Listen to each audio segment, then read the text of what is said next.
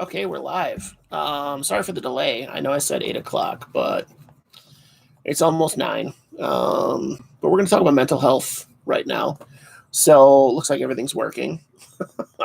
This is not what we normally talk about on this channel. So normally we talk about bugs, snakes, the environment, whatever, anything related to isopods, really, which is kind of a lot. Anyway, back to the thing at hand. So I wanted to post this video because I recently got done with about a month-long outpatient program that really helped me out a lot with my personal struggles with mental health and how I'm dealing with the world right now. So, or a month ago, because it's really a different beast now. So since the program, how I look at things and how I perceive things is really a different thing, which has really helped me. So mostly at work, but some at home too. First, let me say there's no shame in seeking mental health. I think we have a stigma on that in society, and I don't think it has to be. So I don't think it has to have a mental or a stigma to seek help for anything, let alone mental health. Like if you need help, take it. Like go get it. Screw everybody that would shame you or feel different about you for doing that. I think that's pathetic. Like for someone to do that is pathetic, and it's their problem. It's not yours. Let's see. There's only one. Some of the things I took away from the program, the two most important, most powerful things that I took from it, and I may get into more of it if there's some interest in it, is that there's only one real kind of mistake, and that's to not learn from your mistakes. And a lot of my mistakes led me to the program.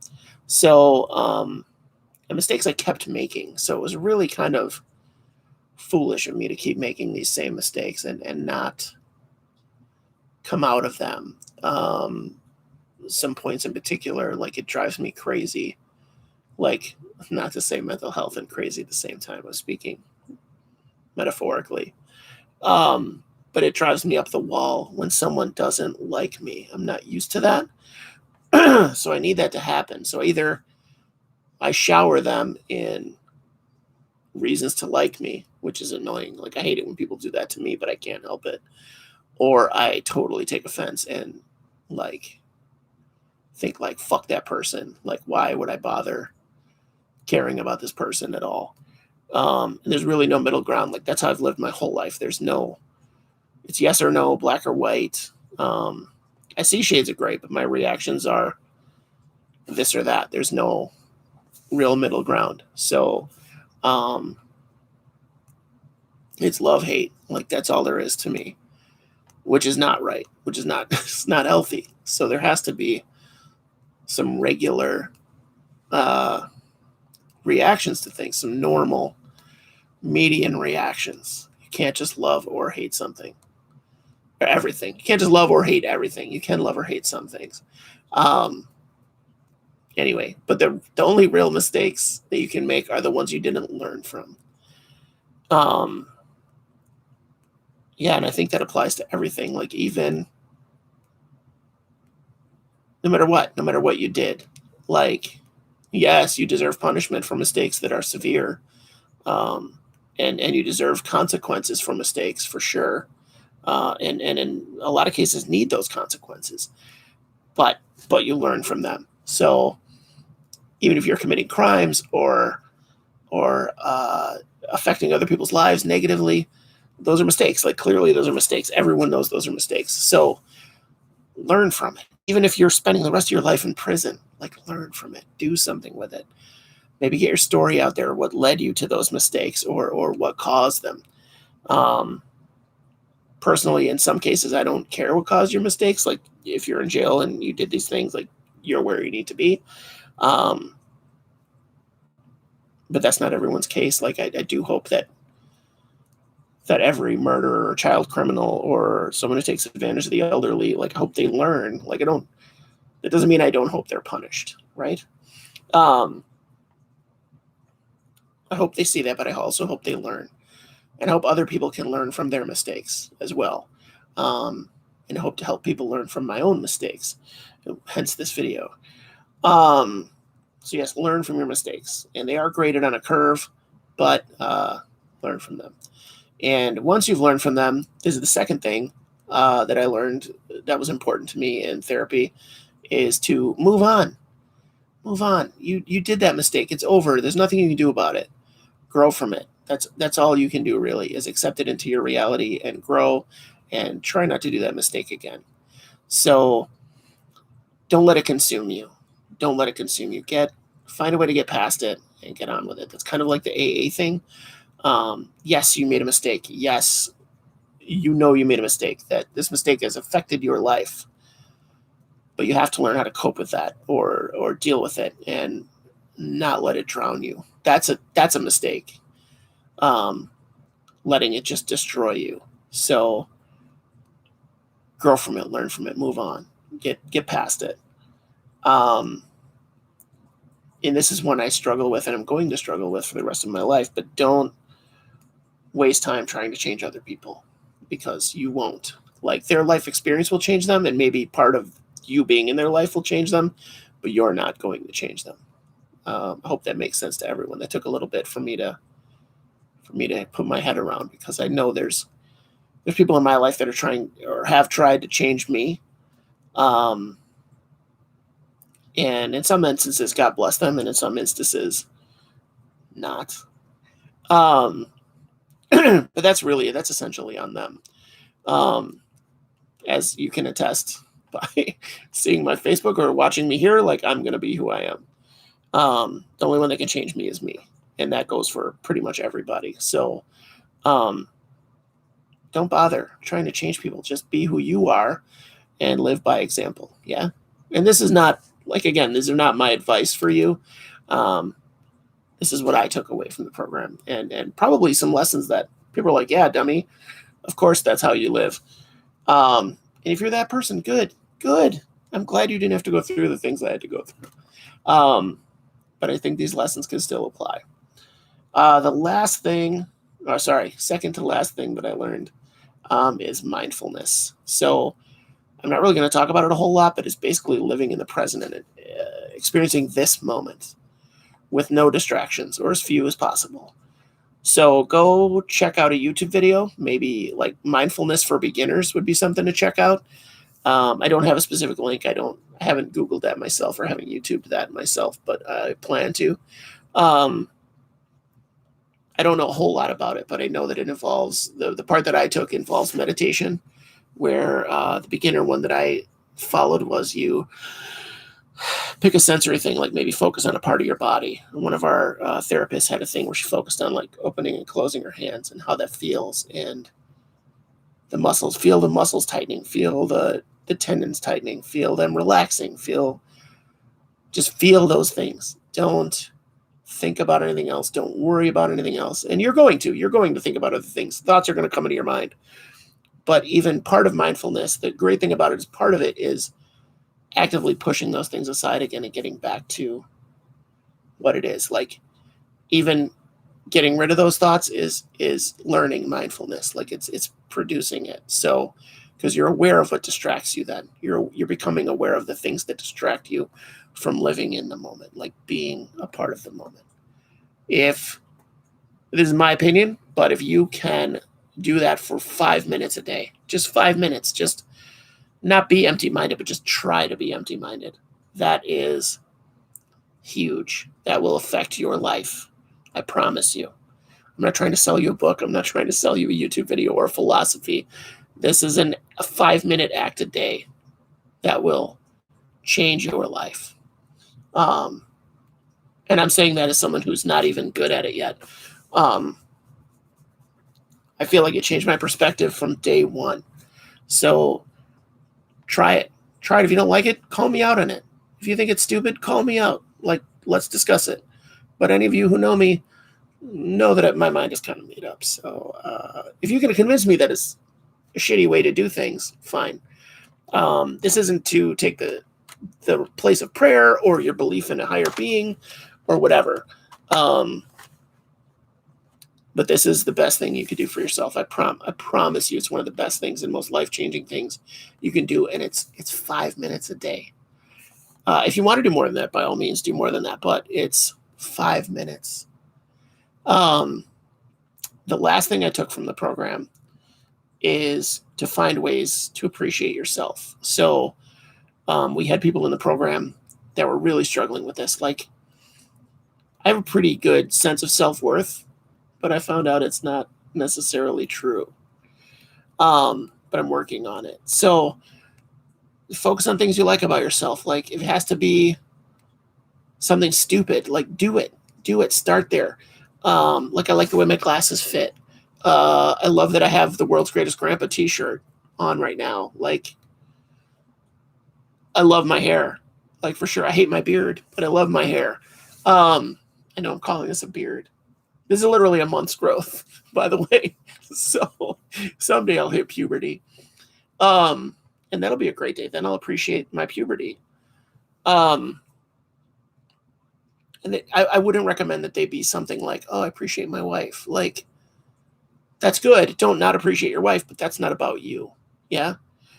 You could argue that it is, or your spouse, because they love you. And that's a powerful thing. Don't get me wrong. That's a big thing. But try to make it about you. Yeah. That's what I learned. That's the way it was taught to me. There's nothing wrong with that. Like, oh, my kid loves me. Like, that's a big deal, but duh. Like, almost everybody's kid loves them. Like, you could set your kid on fire and they'll love you. So I don't recommend it, but there are cases where kids are super abused and all they want is the love of their parents. So yes, it's good your kids love you, but is it remarkable? Not really. No. You being a good parent might be remarkable, but them loving you really is kind of, wow, that was dark. That was a really dark thing to say, but it's not. Ostensibly, it's not. Like, every kid loves their parents until they learn better, if they have to. Yeah.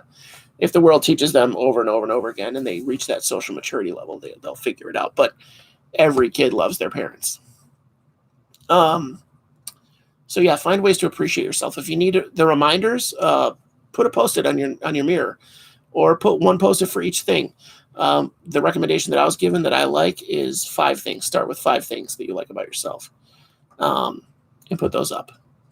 Like, again, they could be really little. Like, I like the way I color in the lines. They're stepping stones. So maybe you'll get to something that's like, I like the way I manage my finances. Ooh, someday I'll get to that. I manage them by letting Val do them. Val's my wife, for those of you that don't know. So yeah, that's all my takeaways from therapy. And I will say, I'm learning to put it into my daily life. While I was in the program, like, that was all I did all day was the program. Like, even when I was out of it, I was able to focus and process those things. And it was exhausting. Like, I would go home and sleep the rest of the day. I don't know how I would have been able to function going to work and doing it. Because it would have been too many distractions. Like, it literally would have been too much for me. Again, your thing may vary. Like, your results may vary if you pursue a program. I'm not saying everyone has to. But yeah, it really was a lot to take in. And I don't think that it's for everyone to do an inpatient program. I do think everyone could take value from a program like this, or maybe if there's a book, maybe there's mindfulness, like, go with the mindfulness. Like, that's the big essential takeaway from this, because then you can get into meditation or like a way of thinking of your issues or things you're having issues with and process them. One of the other big takeaways that I took when I walked in, I had a preconceived notion of what was happening. And I was not expecting it to be a group thing. But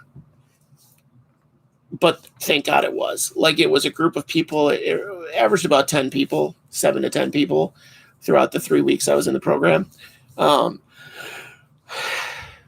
And to be honest, when I walked in, I was like, fuck these people. Like they have problems that I can't even relate to. Like, why am I here? This is so stupid. Literally by the end of day 1, I didn't know how I was going to survive without these people in my life. Like, just imagine you're walking into a room with strangers Uh, and you don't know it yet, but all those strangers have similar problems to you or similar issues dealing with their problems as you. And you don't know it yet. You don't understand until I got at the end of the first day. And I just fell in love with these people. They were essentially my family for 3 weeks. They didn't replace my family, but they, you know what I mean? They were embraced into it. And then you find out the second day that you're not allowed to contact these people outside of the program or after the program. That's not part of it, it was a little devastating because I wanted to know these people and discuss things with them outside of the program because they went through it too. Do you know what I mean? They went through it and they were almost, while you're in the program, they're a support for you. They're an amazing support because there's no judgments. There were no judgments in the group. Well, very few. I'll say very few were humans. But, everybody's dealing with different things, but kind of similar things. So we all helped each other get through them or see things from a new perspective or a different point of view that we knew wasn't judgmental. So a lot of times in my life, when I'm dealing with an issue and someone gives me advice on how to deal with it, my first reaction is what are you telling me? Why are you giving me this direction? Why are you giving me this way to do it? There's some people in my life particularly that I'm like, why are you selling me this method? What is the point? I'm not thinking about how that could help me, their advice. I'm thinking about what's their motivation. And that's not healthy either. Maybe they're giving me serious advice, but having so much history with those people, a couple people in particular, makes me judge that. It makes me judge that way. My experience tells me, yeah, there's some kind of a thing behind this, or there's some kind of reasoning that they're giving me advice. And they can't live your life for you. But yeah, definitely pursue that or find someone that you can confide in unconditionally. A wife, a friend, a stuffed animal, a higher power, something. If you need something that won't talk back to you, just find an inanimate object to just talk to. Just verbally express it. You can do it in your head, but personally, my recommendation is to verbally express it to something. So you can conceptualize it like you were going to tell it to somebody else. You're not going to get a response, obviously, but from an inanimate object or even a direct response from your higher power. But I believe it helps you process it. I don't know what that's called, if there's a name for it, but it's helped me process it. So since therapy, I have a potted plant. I have a pothos, a neon pothos plant that I've talked to repeatedly. And she doesn't judge me at all. She's amazing. She's a beautiful green. But it helps me to process the things that I'm dealing with. And I mean, once you get out of the program, even in the program, your problems don't go away. They're not gone. They're still there. It's just how you react to them. And I'm not great at it still. I'm working on it, but I'm cognizant of my reactions. I'm thinking of my reactions while I'm in the moment and reacting to them. So that's another big takeaway, I guess, is to be aware of what you're doing and how you're relating to things in the world around you, to your triggers. Triggers is a stupid word now, but it's apt. It's apt. Your triggers are the things that set you off or the things that make you react negatively. I'm still dealing with those at work every day, and it's horrible. It's only been 3 days, and I'm going to wake up tomorrow. I'm going to bed tonight knowing tomorrow's going to suck. And people will say, even my therapist, well, that's only if you let it suck. Well, no, it's going to suck. It's how I react to the suck that's going to be the part that is going to be either make me or break me, So I get to choose to react the way I want to react and not the way someone else expects me to react. So that's the powerful thing. that puts the power in your hands, is to react the way you want to react. That's how you'll get through life if you're dealing with issues even remotely similar to mine. I honestly think these programs and this way of thinking would help every human being on the planet. It kind of takes you outside of yourself while being inside of yourself. I don't know how to explain it, but I honestly think it would help every person on the planet. Not to go through a 3-week program, but it would. I think it would still. But to just process things and be aware of how you're processing these things. And absolutely the mindfulness would help every person on the planet. From the greatest teacher of mindfulness down to one of the inwardly angriest people you know. It would help all those people. So that's really all I have. So I hope you got something out of this. If you have any questions, post them here or email me. I'll put my email in the description. If you need help, reach out to someone. If you need it, reach out to someone professional. Your friends aren't equipped to handle this stuff even if they are professional, it's a conflict of interest. So reach out to someone professional that can help you. If your insurance can't afford it, reach out to your potted plant. So not everyone has the benefits package that I have that really took care of me through a lot of life changes. But yeah, that's all I have. So get the help you need. Pursue mindfulness. The rest of the stuff I put in the video is good, but mindfulness is number one. If you have a different way that you deal with things, let me know. If you have something you think would help me, let me know. So, and I'll let you know. I'm a little more assertive and focused on my own goals and means than I was. What's going to make me happy? What's going to make me get through life? Instead of being focused on everyone else. So anyway, this has been great and just doing this video has been a relief to me. So thank you. If you tuned in, thank you. If not, I don't know what to tell you. I hope you get the help you need somewhere else. So peace and chicken grease. We'll see you Tuesday, where we're back to our regular scheduled programs. So have a great night. Hope you have a good weekend. God bless.